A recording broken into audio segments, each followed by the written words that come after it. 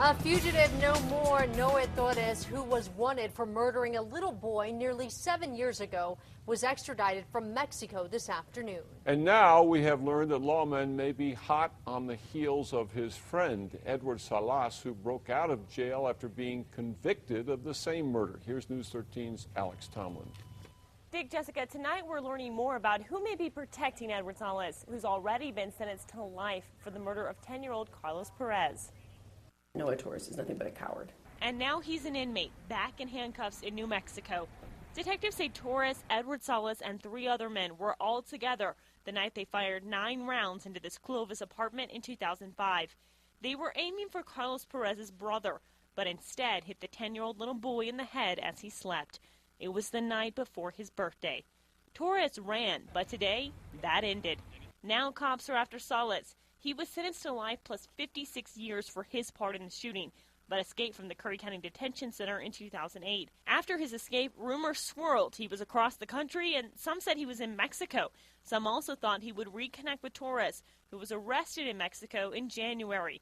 Just minutes after U.S. Marshals brought him back to U.S. soil, I asked Noé Torres. Do you know where Edward is? Have you talked to him at all? Sources tell me Salas is part of a violent drug gang who may be protecting him. Curry County District Attorney Matt Chandler. These officers are committed to working diligently, just as they did with the capture of Noé Torres, to make sure that Edward Salas is captured and brought back to New Mexico to spend the rest of his life behind bars. Do you guys have any clue where he is? I can't comment on that. Torres will be in front of a Clovis judge in the morning to finally face the murder charges he's been running from. After that, he'll be transferred to the maximum security unit at the state pen in Santa Fe, where he'll be held until his trial. Dick?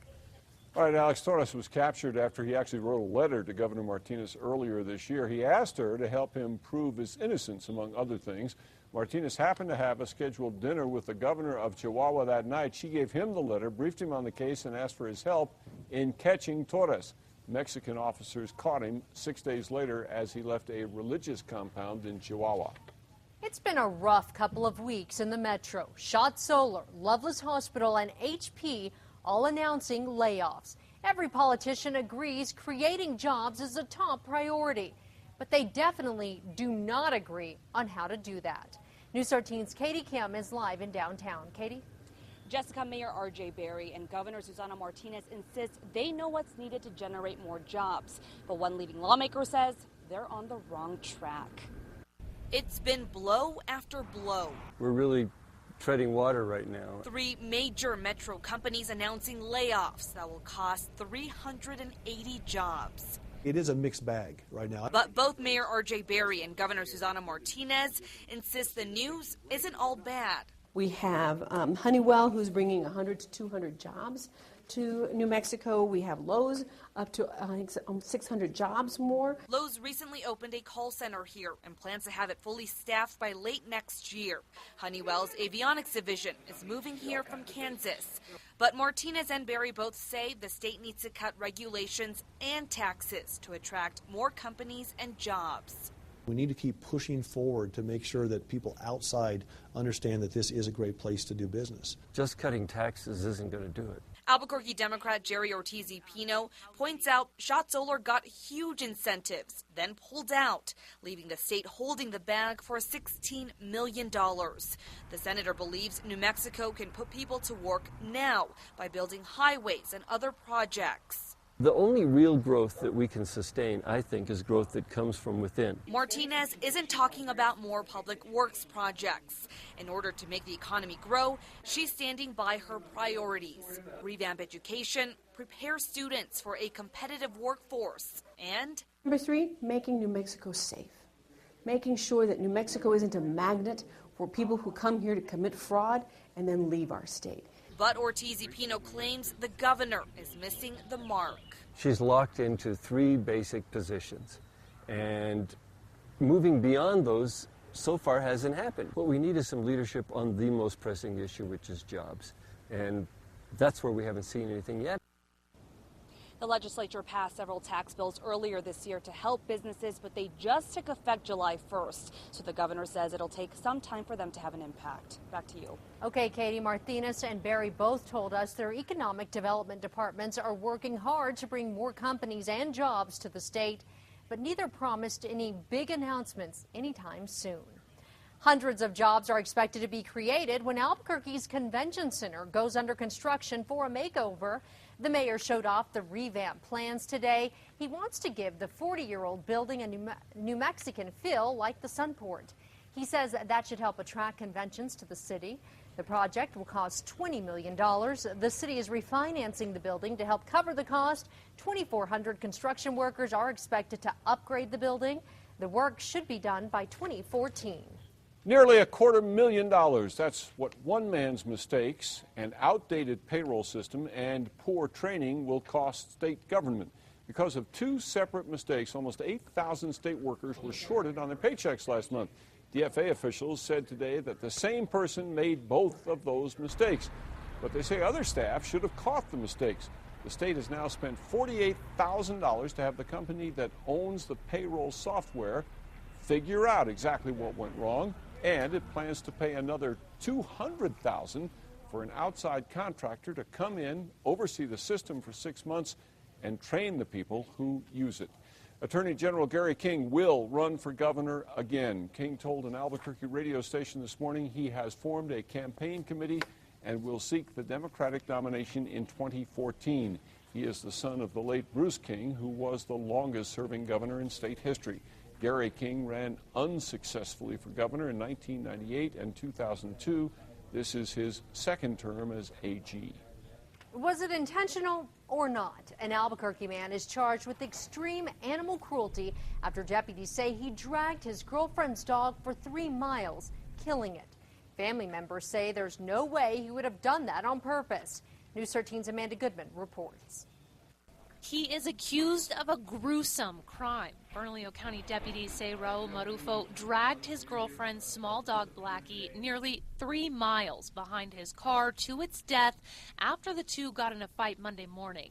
Other drivers called 911 to report it. Callers that had called in also stated that they saw the man who was driving the vehicle actually stop. He got out of the vehicle, retrieved the dog, and tried to hide it in the bushes, and then left the scene. Deputies were able to catch up to Marufo walking away from the scene. He still had blood on his shirt. They found a leash that had a bloody clasp on it. So how could something like this happen? Marufo's girlfriend told deputies after their fight he took off with Blackie, but came back a short time later and pushed the dog out of the car. She says Blackie was still on the leash. Family members think maybe the leash got caught in the door. That's not him. It's not. So I honestly believe it was an accident. Marufo's niece says there is no way her uncle would do something like that on purpose. She says she hadn't seen the dog around, but that he's had pets in the past. He's really good with animals.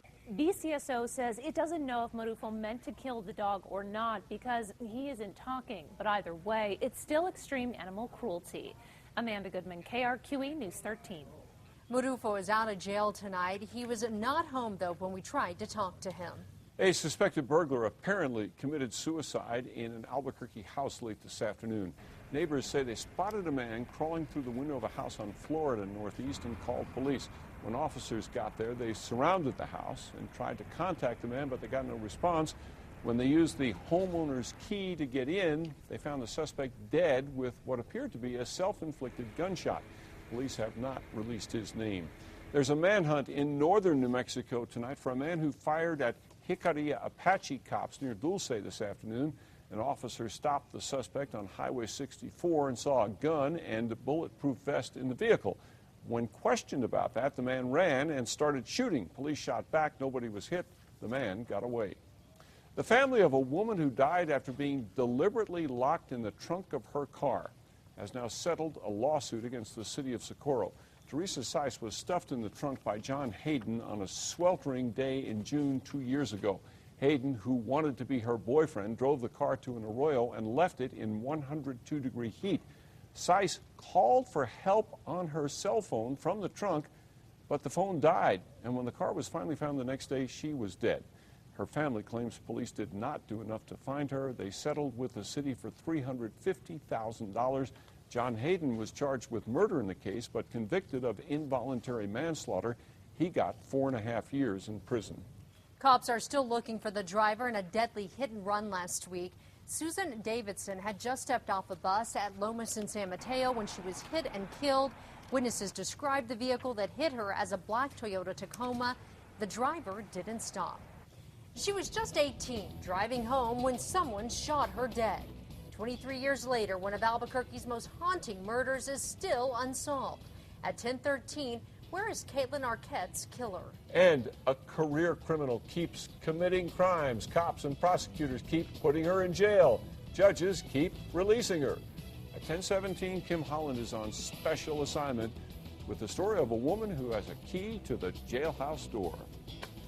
Well, storms were a little harder to come by today, so we'll have a forecast coming up tonight that will actually draw a parallel between the day after Thanksgiving and your weather. We'll explain when we return.